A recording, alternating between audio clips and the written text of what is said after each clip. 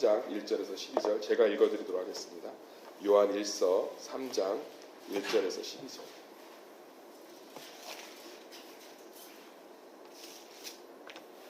요한 1서 3장 1절에서 12절입니다. 제가 읽도록 하겠습니다. 보라, 아버지께서 어떠한 사랑을 우리에게 베푸사 하나님의 자녀라 일컬음을 받게 하셨는가. 우리가 그러하도다. 그러므로 세상이 우리를 알지 못함은 그를 알지 못함이라. 사랑하는 자들아, 우리가 지금은 하나님의 자녀라. 장래에 어떻게 될지는 아직 나타나지 아니하였으나 그가 나타나시면 우리가 그와 같은 줄을 아는 것은 그의 참 모습 그대로 볼 것이기 때문이니, 주를 향하여 이 소망을 가진 자마다 그의 깨끗하심과 같이 자기를 깨끗하게 하느니라. 죄를 짓는 자마다 불법을 행하나니 죄는 불법이라. 그가 우리 죄를 없애려고 나타나신 것을 너희가 아나니 그에게는 죄가 없느니라. 그 안에 거하는 자마다 범죄하지 아니하나니 범죄하는 자마다 그를 보지도 못하였고 그를 알지도 못하였느니라. 자녀들아, 아무도 너희를 미혹하지 못하게 하라. 의를 행하는 자는 그의 의로우심과 같이 의롭고 죄를 짓는 자는 마귀에게 속하나니 마귀는 처음부터 범죄함이라. 하나님의 아들이 나타나신 것은 마귀의 일을 멸하려 하심이라. 하나님께로부터 난 자마다 죄를 짓지 아니하나니 이는 하나님의 씨가 그의 속에 거함이요 그도 범죄하지 못하는 것은 하나님께로부터 났습니다. 이러므로 하나님의 자녀들과 마귀의 자녀들이 드러나나니 무를 의를 행하지 아니하는 자나 또는 그 형제를 사랑하지 아니하는 자는 하나님께 속하지 아니하니라. 우리는 서로 사랑할지니 이는 너희가 처음부터 들은 소식이라. 가인같이 하지 말라. 그는 악한 자에게 속하여 그 아우를 죽였으니 어떤 이유로 죽였느냐? 자기의 행위는 악하고 그의 아우의 행위는 의로움이라. 아멘. 사랑은 반드시 승리합니다라는 제목을 가지고 말씀을 좀 살펴보겠습니다. 한번 따라하겠습니다. 사랑은 반드시 승리합니다. 한번 눈으로 좀 따라서 읽어보시면, 묵상해 보시면 좀 뒤죽박죽 같다는 느낌 안 들어요? 4절, 8절, 10절은 또 따로 떼놓고 읽으면 우리 가슴을 철렁철렁하게 합니다. 죄를 짓는 자마다 불법을 행하나니 죄는 불법이라. 8절, 죄를 짓는 자는 마귀에게 속하나니 마귀는 처음부터 범죄함이라. 10절, 이러므로 하나님의 자녀들과 마귀의 자녀들이 드러나나니. 요것만 딱 떼서 읽으면 야, 이거 죄 지으면 큰일 나겠구나. 죄 지으면 마귀에게 속한 거고 믿는다고 하면서 죄 지으면 안 되겠구나 라고 묵상할 수 있는데, 또 앞에 1절부터 쭉 보면 전혀 또 반대 얘기들 하고 있어요. 보라, 아버지께서 어떠한 사랑을 우리에게 베푸사 하나님의 자녀라 일컬음을 받게 하셨는가. 사랑하는 자들아, 지금은 하나님의 자녀라. 장래에 어떻게 될지 아직 나타나지 아니하였으나 그가 나타나시면 우리가 그 같을 줄 아는 것은 그의 참모습 그대로 볼 것이기 때문이라. 주를 향하여 이 소망을 가진 자마다 그의 깨끗하심 같이 자기를 깨끗하게 하느니라. 그러니까 4절, 8절, 10절 사이사이에 사도 요한이 사랑이라는 단어를 계속 집어넣으면서 이 4절, 8절, 10절의 의미를 살펴주고 있어요. 이게 조화를 이루려면 이 사도 요한이 이 편지를 쓴 배경을 이해해야 한다고 얘기했잖아요. 아니, 편지를 쓰는데 그 배경을 이해하는 게 얼마나 중요하겠어요. 자, 보세요. 내가 당신을 사랑합니다. 이게 연애 편지면 어떻죠? 따뜻하죠. 근데 이게 스토커가 쓴 편지면 무서운 거라고요. 그러니까 이게 서신서잖아요. 신약 성경의 대부분이 편지로 이루어졌잖아요. 그럼 그 편지를 쓴 배경을 이해해야 되는 거예요. 제가 지금 요한일서를 살펴보면서 계속 말씀드리지만 이 요한 사도가 마지막 사도예요. 다 순교로 죽었다고요. 그리고 나서 교회가 여러 가지 문제 가운데 힘들어하고 위축되고 있습니다. 이제 오늘은 3장의 대표적인 게 뭐냐면 영지주의자들이 들어왔어요. 영지주의자들이 뭐냐면 이거예요. 신앙생활하면 재밌으세요? 믿음 생활하면 믿음이지 막 잘하고 열매를 맺고 막 하나님도 경험하고 막 음성도 듣고 막 기도하면 갑자기 막 삶의 문제도 해결되고 기뻐야 되잖아요. 근데 여전히 죄 짓고 연약하고 넘어지고 약하고 그런 내 자신 보면서 실망하고 절망하고, 이 당시에 있는 초대교회 성도들도 똑같았다는 거예요. 예수님 승천하시고 한 90년 정도, 60년 정도 지나고의 교회거든요. 한 세대가 이제 다 꺾이고 2세대로 더 접어드는. 근데 그런 가운데 똑같아요. 그때 이단들이 좀 득세했어요. 야 봐봐라. 그렇게 부르짖고 그렇게 기도하고 그렇게 해도 안 되잖아. 안 되니까 너희들이 뭘 해야 되냐면 너희들이 무언가를 좀 놔야 돼. 뭘 놔야 되냐면 영은 구원받는 거고 육신은 악한 거야. 그러니까 너무 그렇게 얽매여서 살지 마. 이런 것들이 들어왔어요. 그러면서 영적인 것들에만 집중하면 육은 막 살아도 괜찮아. 그걸 영지주의라고 해요. 그러니까 그러고 나서 이제 그런 자기들의 어떤 신비한 그런 그 어떤 영적인 것들에 대한 지식을 자기들의 정체성으로 삼았단 말이에요. 아, 방언도 못하네. 우리는 방언하는데. 우리는 뭘 하는데 니네들 음성도 못 듣네. 그러니까 지금 사도 요한이 이것에 대해서 글을 쓰고 있는 거예요. 자기들이 무언가를 알고 있고 더 낫다고 착각하면서 누군가를 비판하고 정죄하고 저거 새벽 예배 빠지네. 저거 대예배 빠지네. 저거 성경도 안 읽네. 아이 권사가 장로가 성경책 보니까 새 거 같네. 그러고 있는 거예요. 자기가 뭔가를 더 안다고 생각하고 정죄하고 있고. 그리고 뭐예요? 니네 지금 죄 짓고 있잖아. 그러면 이건 뭔가 틀린 거야. 틀린 거니까 니네 그냥 우리가 믿는 대로 육신은 죄 짓는 거고 영은 선한 거니까 막 살아도 돼. 이런 것들이 교회 내에 가득해지기 시작합니다. 이거에 대해서 사도 요한이 글을 쓴 겁니다. 이제 이해가 되죠? 그러니까 무슨 얘기를 지금 사도 요한이 계속 하고 있냐면 현재는 너희들이 연약하고 실수하고 넘어져도 반드시 그리스도의 사랑 안에서 너희가 어떻게 하면 믿음이 자란다는 거예요. 그래서 오늘 본문 전체를 이해할 수 있는 키 구절이 뭐냐면 2절이에요. 2절 읽어볼까요? 시작.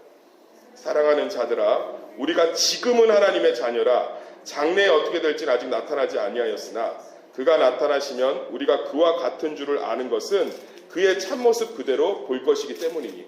지금 뭐라고 사도 요한이 얘기하고 있냐면 서로 오해할까봐 사랑하는 자들아 지금은 하나님의 자녀라. 장래에 지금은 우리가 하나님의 자녀로 살고 있다면 지금은 우리가 이 모습 그대로 있는 것이 아니라 장래에 하나님께서 우리를 어떻게 하신다는 거예요? 반드시 변화시킨다는 거예요. 그러니까 미래에 가서 변화시키는 게 아니라 사실 우리의 지금 현재의 삶도 하나님이 치열하게 다루고 있다는 거예요. 사랑하는 세수마켓 성도님들, 우리가 죄 가운데 연약함 가운데 하나님이 노출시키는 거예요. 실제로는 하나님이 죄를 안 짓게 만들 수 있어요. 식물인간 만들고 수면병에 걸려서 계속 재우면 죄 안 짓잖아요. 근데 하나님께서 우리를 육신 가운데 구원을 받았지만 연약함 가운데 노출하신 이유는 그를 통해서 하나님이 우리를 자라게 하고 있는 거예요. 내 연약함, 내 고집, 내 아집을 보면서 십자가의 은혜를 사모하게 만들고 그런 가운데 용서를 베푸시면서 하나님의 사랑을 더 깊이 체험하게 하고 나는 연약하고 부족한데 하나님의 은혜로 더 큰 열매를 경험하게 하고 그러니까 우리 믿는 사람들은 예수의 소망 안에 있다는 거예요. 예수의 사랑 안에 있다는 거예요. 심지어 내가 연약하고 넘어지고 실수해도 그것이 하나님께 더 자라게 하는 밑거름으로 하나님이 우리를 인도하고 있다는 거예요. 그러니까 현재의 내 연약함을 보고 아 나는 죄로부터 벗어날 수 없구나. 나는 안 되는구나. 나는 믿음이 없구나라고 판단하지 말라는 거예요. 그러면서 막 사는 사람들이 마귀라는 거예요. 그러면서 마음껏 죄 짓고 있는 사람이 뭐예요? 잘못된 사람이라는 거예요. 이 영지주의자들이 그대로 이단화된 게 구원파예요. 이단 중에서 신천지가 워낙 극세하니까 사람들이 신천지에 대한 공포감을 갖고 있는데 이단 중에서 제일 무서운 게 구원파예요. 구원파는 정말 무섭습니다. 구원파가 전 세계적으로 이렇게 득세하지 못하는 나라가 우리나라밖에 없어요. 우리나라는 일단 이단이 득세하면 교회가 교리 공부부터 말씀 중심으로 확 돌아서기 때문에 성도들이 굉장히 보수적이에요. 구원파 교리가 얼마나 매력적입니까? 영지주의 그대로예요. 니네들이 구원 받았는데 뭐하러 회개하니? 다 용서받았는데 굉장히 매력적이에요. 그 영지주의자들의 뿌리가 그대로 이어진 거예요. 구원파로. 그거를 그대로 사도 요한이 반박하고 있는 거예요. 피를 토하면서. 현재의 모습으로 실망하지 마라. 이 현재의 모습이 예수 그리스도의 장차 나타날 일과 연결되어 있다는 거예요. 할렐루야. 그렇잖아요. 우리 진짜 신앙생활 해보면 넘어지고 실수하고 약하고 그런데 그걸 통해서 하나님의 은혜를 더 깊게 경험하게 하고, 저 목회하면서 그래요. 내 자신의 연약함 경험하면서 꼭 세 가지 깨달아요. 첫 번째, 내가 이렇게 강박하구나. 내가 이렇게 죄인이구나. 그럼 뭐가 빛나요? 십자가가 빛나요. 할렐루야. 두 번째, 내가 연약한데 하나님이 큰 열매를 주는 거예요. 요즘 제가 우리 교회 성도들한테 너무너무 감사하고, 제가 진짜 우리 교회 성도들 축복 많이 받을 거예요. 제가 너무 많이 기도해요. 그게 담임 목회자라서가 아니라 뭘 얘기를 하면 순종을 해요. 목사님 말씀대로 할게요. 뜻대로 하세요. 목사님 제가 따라갈게요. 그런 전화를 끊고 나면 뭐 어떻게 해야 될지 모르겠어요. 내가 뭔데. 그럼 무릎 꿇는 거예요. 하나님 축복해 주세요. 은혜 베풀어 주세요. 이 양들을 주님이 풍성히 먹여주세요. 나는 연약한데 막 큰 걸로 채우시는 거죠. 나는 분명히 변할 여지가 없는 절망의 사람인데 성령이 내 안에서 나를 계속 변화시켜가고 있는 거예요. 할렐루야. 지금 사도 요한이 그 얘기를 하고 있는 거예요. 현재의 모습 때문에 좌절해서 안 된다, 널브러지자, 마음껏 살자 이러지 말고, 넘어지고 실수해도 그것이 그리스도의 사랑 안에 연결되어 있으면 알라는 거예요. 그러면서 뭐예요? 제발 자신들이 갖고 있는 어떤 것들로 없는 사람들을 정죄하고 판단하지 말라는 거예요.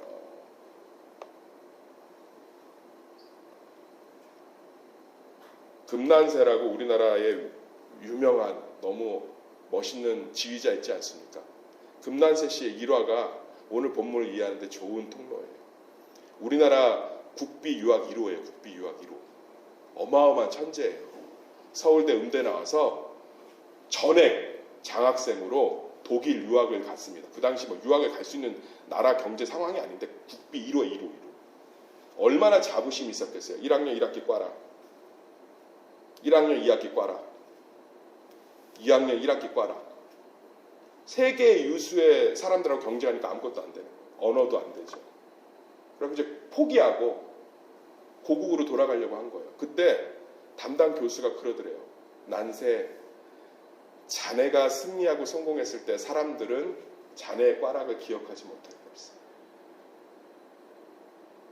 그 말을 듣고 자기가 매진하게 됐다고 그래요. 현재의 모습을 보면 자기는 독일어도 안 되고 아무것도 안 되는 거예요. 근데 뭐예요? 내가 이 과정을 충실히 마쳤을 때 과거의 내 연약함을 기억조차 못할 거예요.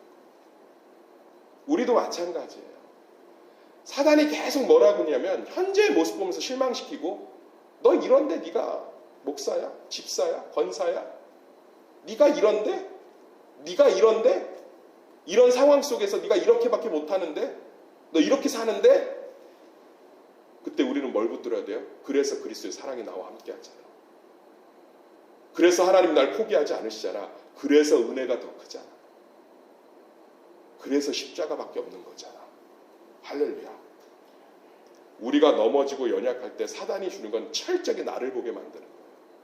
그게 누구예요? 가룟 유다잖아요. 가룟 유다하고 베드로하고 똑같이 실수했습니다. 오히려 유대인들의 관점에서는 베드로가 훨씬 크지요. 사람들 앞에서 3번 부인했으니까. 근데 가룟 유다는 뭐예요? 끝까지 회개 안 하잖아요. 자기를 본 거예요. 나는 예수를 판 자고, 나는 메시아를 저주한 자고, 나는 스승을 배신한 자야. 그럼 자살하잖아요. 근데 베드로는 어떻게 해요? 뛰쳐나와서 울잖아요. 주님이 나 사랑하신 줄 압니다. 할렐루야. 그러니까 그 안에 은혜가 있잖아요. 사단이 주는 속삭임에 현재의 모습을 보고 힘들어하지 마시고 절망하지 마시고, 우리가 예수의 소망, 사랑 가운데 그 소망이 연결되어 있음을 놓치지 않으셨으면 좋겠습니다. 결코 우리 이 모습이 아닙니다. 사랑하는 자들아, 우리가 지금은 하나님의 자녀라. 장래에 어떻게 될지는 아직 나타나지 아니하였으나 그가 나타나시면 우리가 그와 같을 줄을 아는 것은, 할렐루야, 그의 참 모습 그대로 볼 것이기 때문이니 우리는 예수의 모습으로 완성됩니다.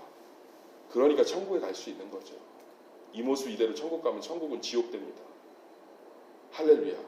그 소망으로 내 현재를 보셔야 돼요. 그래야 이 안에 있는 우리의 연약함들이 소화가 됩니다. 이 말씀을 붙드시는 우리 사랑하는 성도들 됐으면 좋겠고, 오늘 뒷부분은 뭐 묵상을 좀 깊게 하지 못했어요. 형제들 사랑하라는 거 아까 영지주의자들. 근데 제가 요한일서 좀 살펴보면서 얘기하잖아요. 하나님이 두 가지를 주셨다고요. 눈에 보이지 않는 하나님, 눈에 보이는 하나님인 우리 지체. 그래서 제가 새벽에 나와서 말씀 듣는 새벽 성도들을 우리 교인들도 계시지만 제 성도라고 생각을 하고 계속 기도하고 중보하는 이유가 우리가 그리스도 안에서 한 형제 자매지 않습니까? 할렐루야. 얼마나 아름다운 거예요. 눈에 보이지 않는 하나님을 사랑한다고 하면서 눈에 보이는 형제 자매를 사랑하지 않으면 신앙이라고 볼 수 없다는 게 요한 사도의 계속적인 고백이 앞으로도 이 얘기 계속해요. 너무 중요하니까. 이런 부분들로 정말 우리 안에서 날마다 승리하시기를 간절히 축원합니다. 그래서 오늘 하루 우리 또 연약하겠죠. 그렇지만 그 연약함을 통해서 십자가는 더욱 빛날 것이고 그 연약함을 바꾸어 가실 성령님은 더 크게 역사하실 줄 믿습니다. 주 안에서 담대하시고 소망을 놓치지 않기를 간절히 소망합니다.